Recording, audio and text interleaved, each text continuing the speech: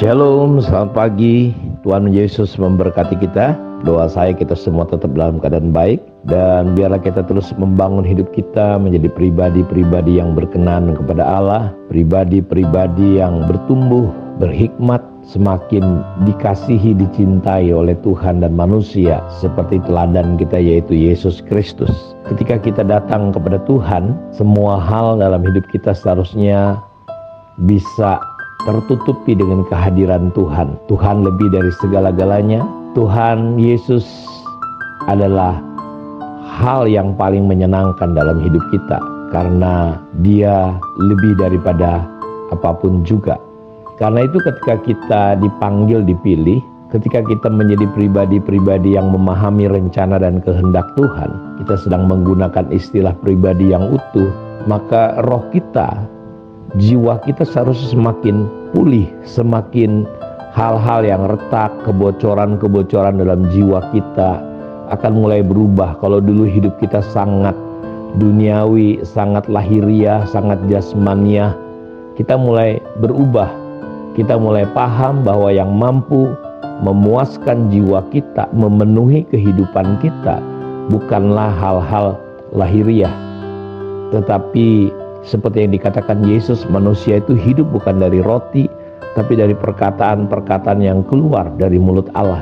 Karena itu kita sudah belajar kemarin bagaimana ketika Rasul Paulus berkata kepada gereja di Filipi, dia berkata bahwa ketika dia menulis, ya, kita disuruh hati-hati terhadap apa? Terhadap penyesatan, terhadap orang-orang yang mengajar salah, dan mereka untuk membawa kita seolah-olah ikut Tuhan. Keutuhan, kepuasan hidup kita itu bergantung kepada hal-hal lahiriah. Karena itu Paulus berkata, hati-hati terhadap anjing-anjing, hati-hati terhadap pekerja-pekerja yang jahat, hati-hati terhadap penyunat-penyunat yang palsu. Karena kitalah orang-orang yang bersunat, yang beribadah oleh Roh Allah dan bermegah di dalam Kristus Yesus dan tidak menaruh percaya pada hal-hal lahiriah. Jadi ketika kita pulih, sembuh menjadi pribadi yang utuh, ada pertukaran, ada hal yang berubah, di mana kita dulu hidup secara jasmania, secara natural, secara lahiriah, kita mulai masuk dalam dimensi yang supranatural, di mana kebanggaan kita, kata Paulus, walaupun dia punya alasan untuk berbangga, bagaimana dulu dia terkenal, dia berkata, sekalipun aku juga ada alasan untuk menaruh percaya pada hal-hal lahiriah. Jika ada orang yang lain menyangka dapat menaruh percaya pada hal-hal lahiriah, aku lebih lagi. Dia bisa tunjukkan, dia disunat pada hari ke-8, muridnya Gamaliel, dia paham, ahli. Tetapi ketika dia bertemu dengan Tuhan, kepuasan hidupnya berubah. Dia berkata bahwa Tuhanlah.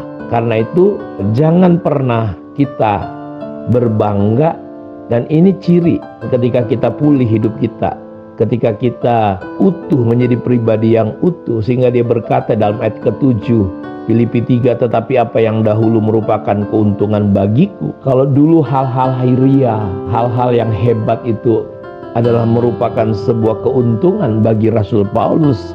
Sekarang ketika dia bertumbuh, ketika pribadinya utuh, ketika dia berjumpa dengan Tuhan, dia menyadari bahwa keuntungannya bukan lagi hal-hal seperti itu. Sehingga dia berkata, apa yang merupakan keuntungan sekarang itu rugi karena Kristus. Malahan segala sesuatu kuanggap rugi. Kenapa? Karena pengenalan akan Kristus Yesus Tuhanku lebih mulia daripada semuanya. Oleh karena Dia, nah kita lihat, oleh karena Dia, ada hal-hal yang Paulus katakan dia lepaskan. Oleh karena Dialah aku melepaskan. Ya, dia bukan hanya menganggap rugi semuanya itu, tetapi dia melepaskan.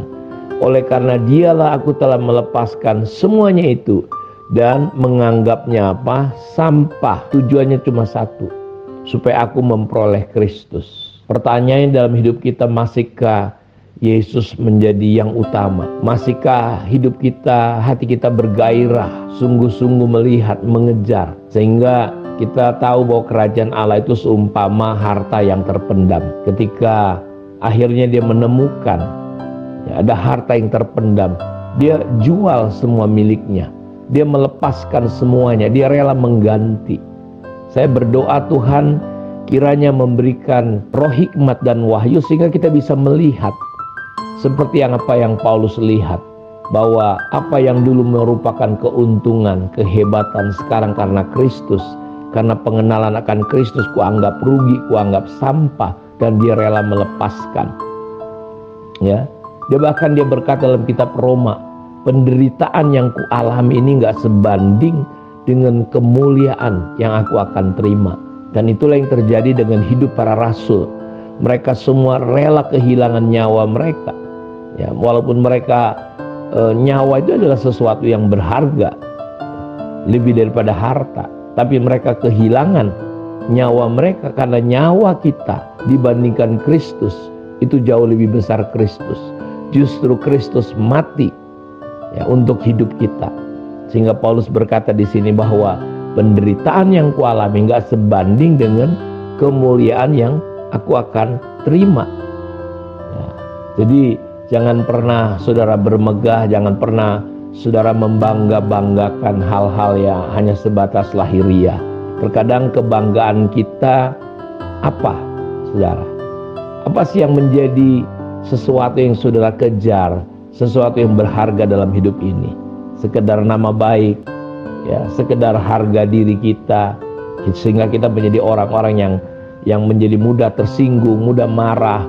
Kita ngamuk, kita kepahitan, kita kecewa karena kita tersinggung. Ya karena kita tidak bisa melihat bahwa Yesus jauh lebih besar dari apapun juga. Ini yang saya rindu dari Filipi pasal 3 ini kita bisa melihat.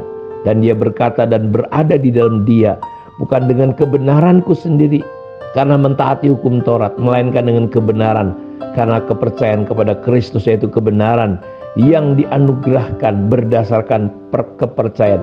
Yang ku kehendaki ialah mengenal dia. Nah, ini yang menjadi persoalan. Terkadang kita tidak bisa melihat Kristus lebih, ya, karena tingkat pengenalan pemahaman kita itu tidak afdol, tidak benar gitu ya, tidak clear. Sehingga banyak orang kita lihat menjadi tersesat. Kenapa? Karena dia memandang Tuhan justru dari sudut pandang, bukan dari sudut pandang Tuhan, dari sudut pandangnya sendiri.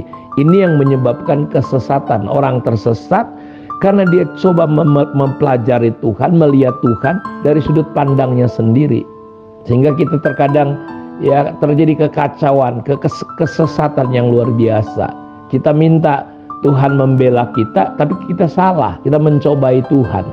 Ya, karena itu saya berharap lewat saat teduh ini biarlah kita terus bertumbuh menjadi pribadi-pribadi yang utuh, sehingga kita bisa melihat bahwa Kristus jauh daripada dunia, lebih daripada hal-hal lahiriah, bahkan lebih daripada nyawa kita. Ya, kiranya Tuhan memberkati kita semua Bapak Ibu ya. Mari kita berdoa. Bapak, terima kasih untuk kemurahan, untuk anugerah-Mu yang luar biasa. Terus singkapkan sehingga kami bisa melihat kemuliaan-Mu jauh lebih dari apapun Tuhan. Terima kasih, dalam nama Yesus kami berdoa. Amin. Tuhan memberkati kita semua. Shalom.